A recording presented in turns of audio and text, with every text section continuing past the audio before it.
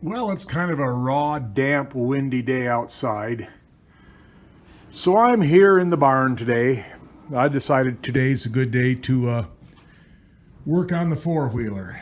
I've got to do a little work on this. This is a 2006 Kawasaki Brute Force 650 four-wheel drive.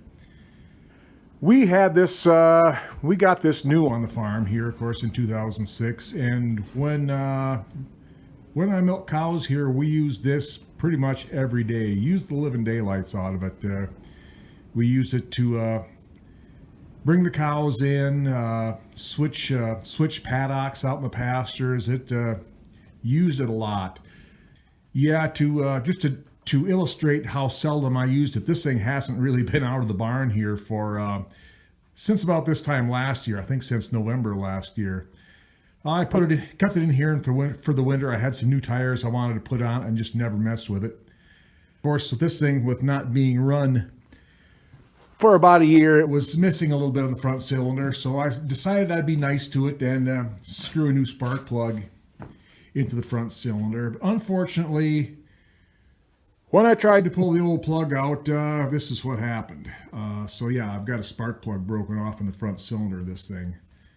So, I could try an extractor and try and get the thing out of there without messing up the threads, but, well, the new head gaskets for this thing are cheap, so I decided I might as well just go ahead and pull the cylinder head off, pull the front cylinder head off, screw the thing out the bottom, and not mess anything up with the threads that way. So today I'm tearing into this thing. Getting some of the cowling off. So decide what I'm going to do. I need to take the air box off, and I might just to give myself plenty of room, I might take that front front piece off too, just to make sure I can get at it all. So I guess we'll keep after it and see what happens here. I've got enough plastic and rubber out of my way that I can actually see what I'm doing here now.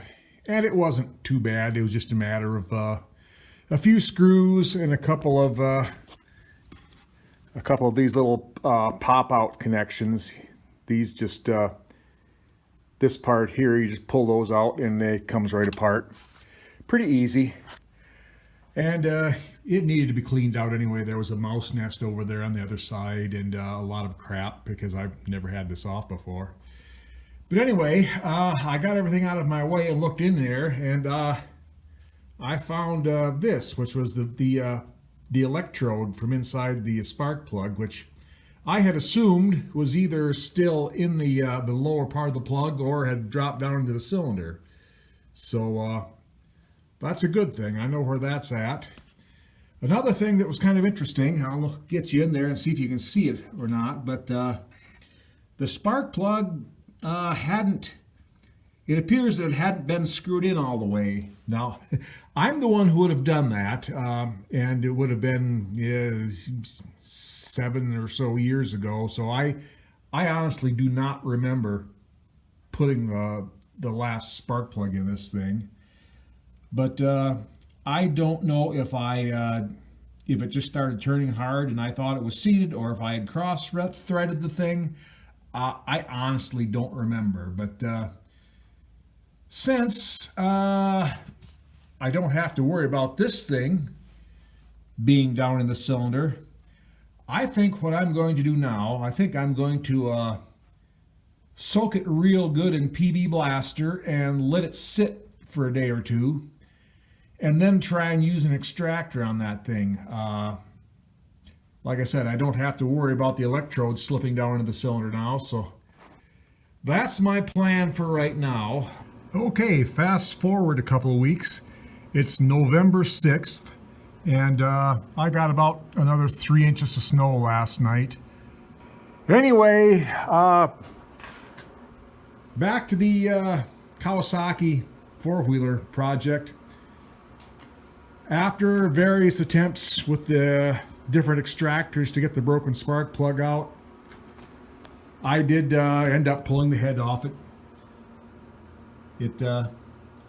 Yeah, it wasn't that bad a job. I will say, I'm not going to go into all the details on this, but I will say if you need to take apart a something like this, you need to either have a shop manual or watch watch some videos of someone tearing one apart. That's what I did. I watched a couple of videos, and I don't remember what channels they were on either, but there are things you do need to know when you tear it apart, like how to line up all the timing marks and how to deal with the chain tensioner there. But anyway, I got this successfully taken apart. I did get the broken spark plug removed from the head. It was a bugger too. What I ended up doing, with the broken plug, I went to the hardware store and bought the smallest round file that I could find, and ended up filing it very carefully down to where the threads on two sides and taking it out in pieces. It was really stuck in there. And like I said before, it was only partially in, which I would have been the one that done that about 6, 7, 8 years ago. I don't know if it started turning hard and I thought it was seated, or whether maybe I just got distracted in the middle of changing plugs and forgot to tighten it up. I don't know. In any event, I'm ready to start reassembling this thing here, so we'll get back at it. I've got the cylinder head on, and I've got the timing marks here on the camshaft to where I'm pretty sure the thing is in time. So I guess the next assembly goes on there, actually holds the cam down and has the rockers. Makes me miss the days of push rods, getting this thing put back together, but that's okay, we'll get it. Okay, I've got the engine pretty well buttoned up. I've got the valve clearance reset. And what I need to do now is put the carburetors back on, hook up the exhaust, fill it with coolant, and put back all the other assorted paraphernalia. So I'm going to go in now and have lunch, and I'll come back out here and get after that.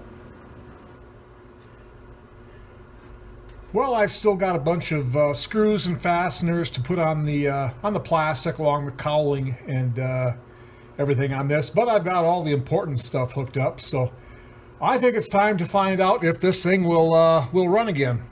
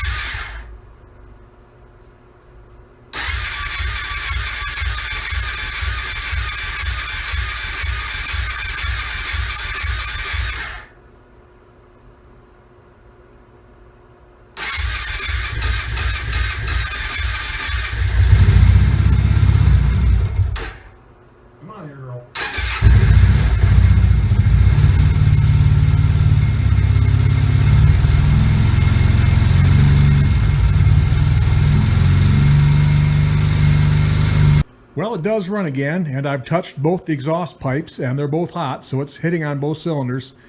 Now, this thing has always been pretty notoriously cold-blooded, but I think I'm going to call it a day and head in the house and rustle me up some supper. I'll come back out tomorrow and finish bolting on all the plastic, all the fenders and covers and stuff. So I guess we got this pretty much under control, and we'll move on to the next project. So until next time, have a good day.